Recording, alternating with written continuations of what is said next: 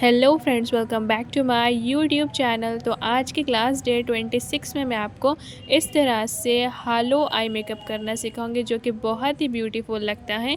तो चलिए वीडियो को स्टार्ट करते। वीडियो स्टार्ट करने से पहले आप हमारे चैनल को सब्सक्राइब कर दीजिए।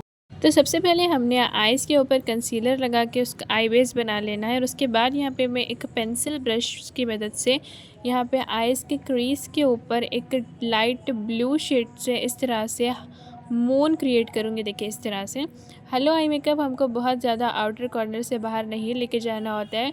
और यहाँ पे मैं ब्लू शेड में मोनोक्रोमेटिक मेकअप कर रही हूँ, मतलब light to dark single family का लाइट टू डार्क शेड्स का यूज़ कर रही हूँ मैं। तो देखिए इस तरह से यहाँ पे मैंने ब्लू शेड को अप्लाई किया, फिर ब्लेंडिंग ब्रश की मदद से इस तरह से ब्लेंड कर रही हूँ।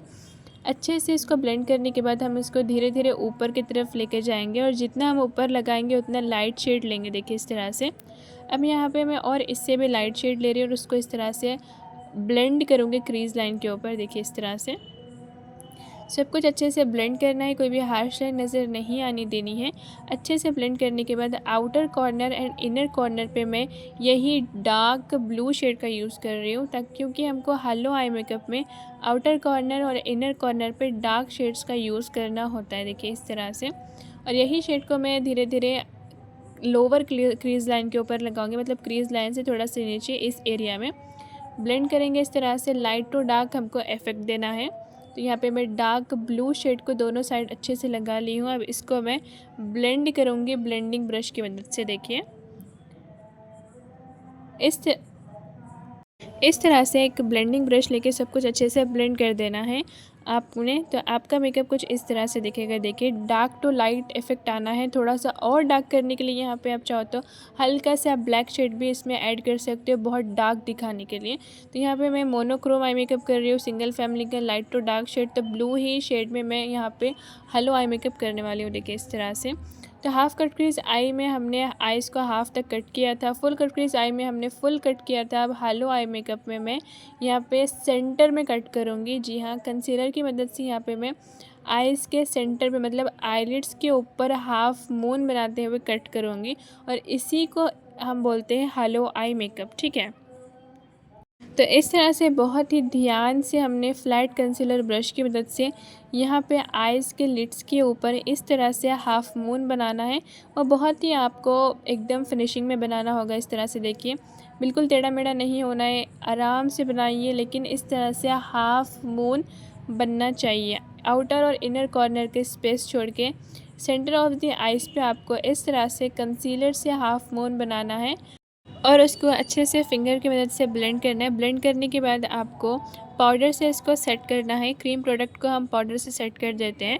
इस तरह से पाउडर से ये अच्छे से जब सेट हो जाएगा तो आपको ये जो लाइन नज़र आ रही है मून वाली, इसको एक स्मॉल ब्लेंडिंग ब्रश की मदद से ऐसे ब्लेंड करके इसको पूरा सा, मतलब थोड़ा सा फिनिशिंग देना है। देखिए इस तरह से कोई भी हार्श लाइन नज़र नहीं आनी है। और आईलिड्स के ऊपर मैं यहाँ पे अब शिमर का अप्लाई करूँगी। शिमर अप्लाई करने के बाद हमारी जो हेलो आई मेकअप है वो बहुत ही खूबसूरत और बहुत ही ब्यूटीफुल लगता है। तो देखिए इस तरह से कुछ हमारा शिमर अप्लाई करने के बाद आइज़ लगेगी। और अब यहाँ पे मैं लोअर लैश लाइन को कभी भी मिस नहीं करना है, इसलिए लोअर लैश लाइन पे आउटर एंड इनर पे डार्क ब्लू शेड का यूज़ करके सेंटर पे शिमर अप्लाई करके इसको एंड करूँगी। देखिए इस तरह से आई शेडोज़ का काम हमारा हो चुका है। अब यहाँ पे मैं आईलाइनर यूज़ करूँगी। आईलाइनर यहाँ पे मैं एंजल आईलाइनर लगा रही हूँ, जिसके लिए हमको इस तरह से पहले सेंटर में टिक करना होता है और इस तरह से एक शार्प विंग हमको ड्रॉ करेंगे हम। और ये वाली जो लाइन है इसको हम इसके अंदर इस तरह से कुछ मिला लेंगे।